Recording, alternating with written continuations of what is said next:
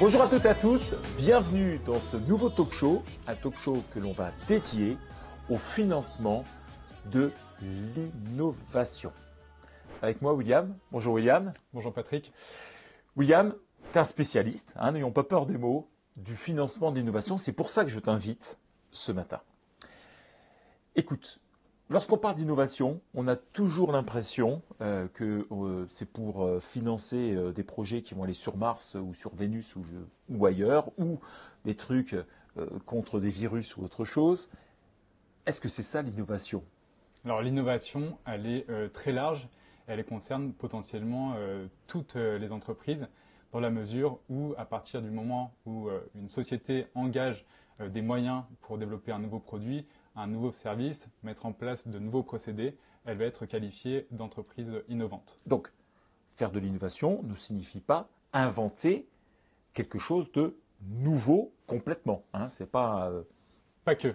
Il y a l'innovation de rupture qui va concerner des projets très disruptifs qui vont faire avancer ce qu'on appelle l'état de l'art, l'état des connaissances. Oui. Et on a aussi l'innovation incrémentale qui va être l'amélioration de technologies existantes. On peut prendre l'exemple de la comptabilité. Tout à fait, tout à fait. Une boîte comme 12, par exemple, va pouvoir engager, exploiter des technologies déjà existantes, les adapter à son métier pour créer de l'innovation, offrir un nouveau service, mais elle ne va pas forcément faire avancer l'état de l'art sur tout ce qui est algorithmie, intelligence artificielle, puisque ce n'est pas ton métier. Oui, alors on fait un petit peu, mais en tous les cas, le gros du morceau, tu as bien compris effectivement comment ça fonctionnait. Donc finalement, tout le monde peut être une entreprise innovante dans l'absolu. Exactement. Ça peut être la PME dite traditionnelle, industrielle, qui va améliorer ses process grâce au développement, par exemple, d'un ERP. Oui. Ça peut être aussi, évidemment, une start-up qui va développer une technologie, qui va s'appuyer dessus pour commercialiser une offre, un service, un produit tout récent, tout nouveau sur un marché qui doit encore être disrupté. Donc, tout entrepreneur est potentiellement innovant, potentiellement, et certains d'ailleurs ne doivent pas le savoir et ne le font pas. Ça doit arriver assez fréquemment finalement. Et maintenant qu'on a dit ça, on va parler de financement. Quels sont les modes de financement possibles de l'innovation? Comment ça marche? Alors, je vais en citer 4. Le premier, le plus commun, ça va être le chiffre d'affaires. Donc une entreprise, pour se financer, le meilleur moyen, ça va être d'aller chercher des clients pour générer des encaissements et financer son activité. D'accord. Assez classique. Deuxième levier qu'on voit assez souvent, notamment en ce moment pour les startups, ça va être la levée de fonds. Donc en échange de parts du capital de la société, des investisseurs vont injecter des liquidités qui vont permettre à l'entreprise de financer son activité, un projet d'innovation en particulier ou une expansion à l'international par exemple. D'accord, donc ok. Autre mécanisme, ce sont les mécanismes qu'on appelle non dilutifs. Parce que contrairement à la levée de fonds qui engendre une dilution du capital, Oui. on a aussi d'autres mécanismes dits non dilutifs qui vont permettre à l'entreprise de se financer sans avoir à offrir, à vendre des parts de son capital. Ce que tu veux dire, c'est que dans le cas de la levée de fonds, les personnes, les cofondateurs perdent une partie du capital, du pourcentage du capital. Ça peut aller de 0,1% à 100% dans l'absolu, j'exagère, alors que l'aspect non dilutif fait que de façon très concrète, ils conservent l'intégralité de leur capital. Exactement. Alors la contrepartie sur le non dilutif, ça ne va pas être du coup les parts que vont payer les investisseurs aux entrepreneurs. Ça va être par exemple un taux d'intérêt pour ce qui concerne les prêts BPI, les prêts bancaires, mais il n'y a pas de dilution, pas de prise de participation au capital. Et ces financements non dilutifs, on va avoir du coup le prêt bancaire. Les banques financent des boîtes innovantes assez régulièrement. Il y a également BPI France qui octroie des prêts et des subventions. Et il y a également les collectivités, l'Europe, l'État qui vont octroyer des avances récupérables, des subventions sans contrepartie en termes de capital. Et l'autre mécanisme, ça va être les crédits d'impôt, donc tout ce qui est crédit impôt recherche, crédit impôt innovation, qui vont permettre de récupérer une partie des dépenses engagées par l'entreprise sur des projets d'innovation sous la forme de crédit d'impôt, en réduction de l'impôt sur les sociétés ou en remboursement des dépenses engagées si l'entreprise n'est pas rentable. Alors, je vais revenir quand même sur BPI. BPI ne demande pas de caution aux dirigeants non plus. Non, l'essentiel, voire la totalité des financements de BPI France sont garantis par l'Europe et par l'État directement, ce qui fait que la dette ne pèse pas sur les épaules du chef d'entreprise. D'accord. Ce qui n'est pas le cas toujours et systématiquement des banques privées. Ce qui n'est pas toujours le cas, même si BPI France garantit souvent les prêts bancaires également. Donc pas à 100%, mais une partie de la garantie des prêts portés par les banques privées peut être garantie par BPI France directement. Ok. Le quatrième cas, lorsque tu parles de crédit d'impôt, donc on a parlé de crédit d'impôt recherche, de crédit d'impôt innovation, de statut de jeune entreprise innovante, JEI.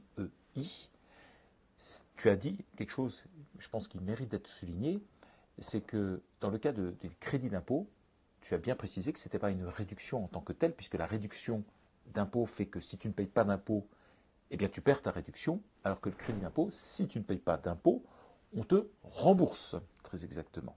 Exactement. Et ça change tout. Hein. Ça veut dire que de façon très concrète, un remboursement de crédit d'impôt, c'est comme une subvention qui est donnée à la société. Donc, à la fin de l'année, au moment où elle donne son bilan, l'État va aller d'ailleurs très très vite pour rembourser ce crédit d'impôt et va permettre de l'argent frais qui va arriver directement des caisses du Trésor public. Exactement. Sur ces mécanismes de crédit d'impôt et sur les subventions, il n'y a aucune contrepartie, si ce n'est de réaliser des dépenses pour les crédits d'impôt.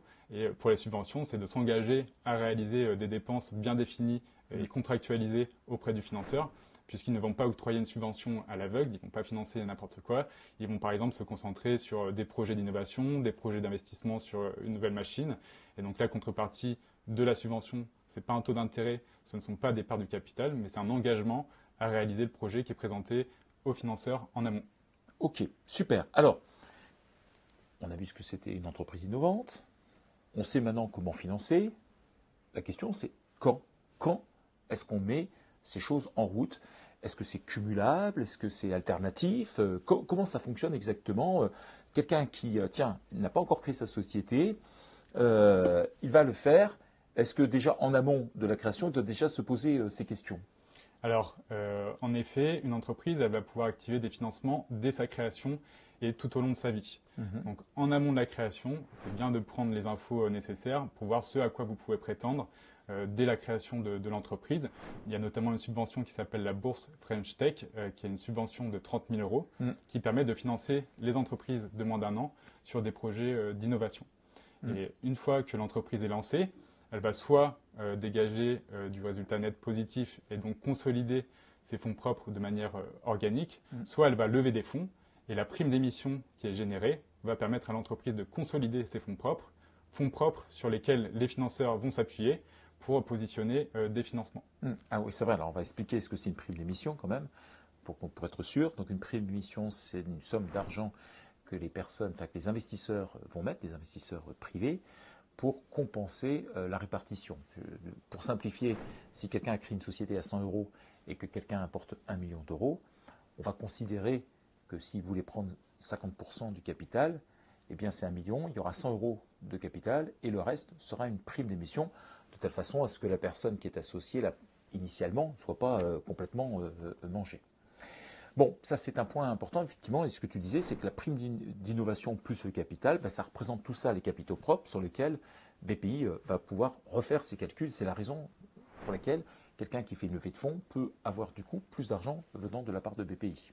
Exactement. Et donc il y a BPI qui s'appuie sur cette structure-là, mais aussi les régions qui ont parfois des dispositifs en propre. Et en effet, à chaque tour de table, l'entreprise va pouvoir réactiver des financements sous la forme de prêts et de subventions, dans la mesure où elle a consolidé ses fonds propres grâce à la prime d'émission qu'on vient d'évoquer.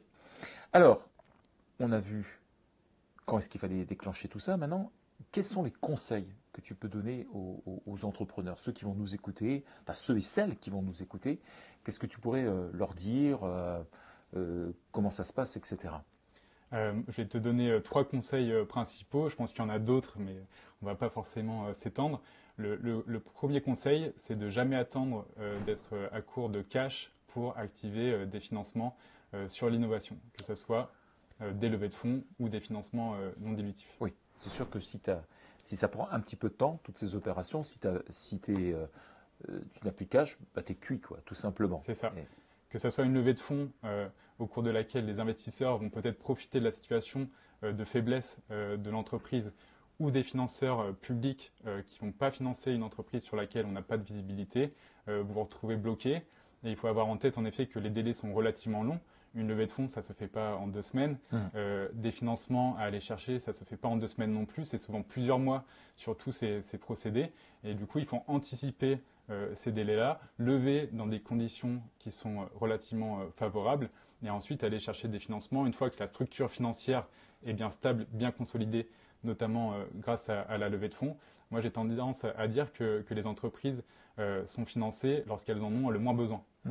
Donc c'est au moment où vous avez le plus de liquidité, où vous êtes le plus confortable, qu'il faut aller chercher des financements sans attendre, puisque le jour où vous êtes dans une situation tendue, il n'y a plus grand monde pour vous accompagner sur le financement non dilutif. Donc ça, c'est le premier conseil, ne pas être à court de cash. Exactement. Deuxième conseil, je suppose que c'est structurer son projet d'innovation. Exactement.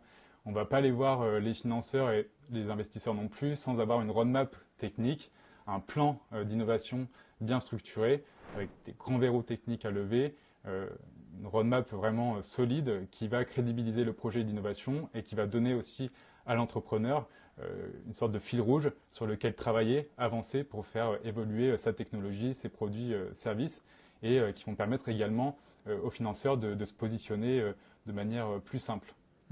D'accord, ok. Mais à cette roadmap technique, c'est important aussi d'adosser un budget avec des dépenses prévisionnelles bien précises qui vont permettre encore une fois de crédibiliser le projet d'innovation et d'avoir des projections fiables sur lesquelles les financeurs vont pouvoir se positionner, sachant que ce budget il est essentiellement constitué donc, de frais de personnel, des ingénieurs, des développeurs par exemple qui vont bosser sur le projet d'innovation et de prestations, des prestataires qui vont également participer à ce projet d'innovation.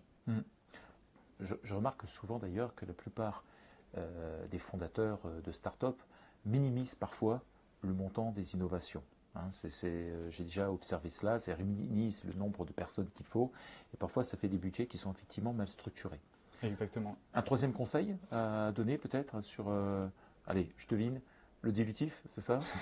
Exactement. Alors, hyper important pour les entrepreneurs, c'est de maximiser le non dilutif. Parce que tout ce que vous allez aller chercher sous la forme de prêts, de subventions, de crédits d'impôt, c'est autant de liquidités qui vous permettent de développer votre entreprise sans diluer votre capital. Ouais. Par contre, ces financements vous donnent justement les moyens de continuer à vous développer, d'accélérer et d'avoir une valorisation finale bien plus importante que celle que vous auriez eue sans les financements et vous vous retrouvez à lever dans des conditions beaucoup plus favorables avec une dilution moindre et du coup une valeur personnelle pour les dirigeants bien plus importante. Ouais. Aux États-Unis, ils disent que l'argent est quelque chose de temporaire alors que la perte du pouvoir dans une assemblée générale ou dans la répartition du capital, c'est définitif. Donc je pense effectivement que tu as bien fait de pouvoir le mentionner. Exactement. Bon. Alors, il y a une question quand même que je ne t'ai pas posée. Si on veut avoir accès à tes services, comment ça se passe? Alors, il suffit d'aller sur notre site storen.fr. D'accord. Et vous avez un formulaire de contact pour nous contacter directement si vous avez des questions. Ou alors, vous pouvez accéder à nos profils LinkedIn pour nous poser les questions en direct et on y répondra avec plaisir. Super. Moi, ce que je ferai, c'est que je mettrai un lien dans la description de la vidéo pour permettre aux gens de te poser directement des questions. Ce sera beaucoup plus cool. Et puis, si certaines personnes posent des questions en direct, je te les retransmettrai. Tu pourras y répondre directement. J'y répondrai avec plaisir. Ok, super. Merci, William.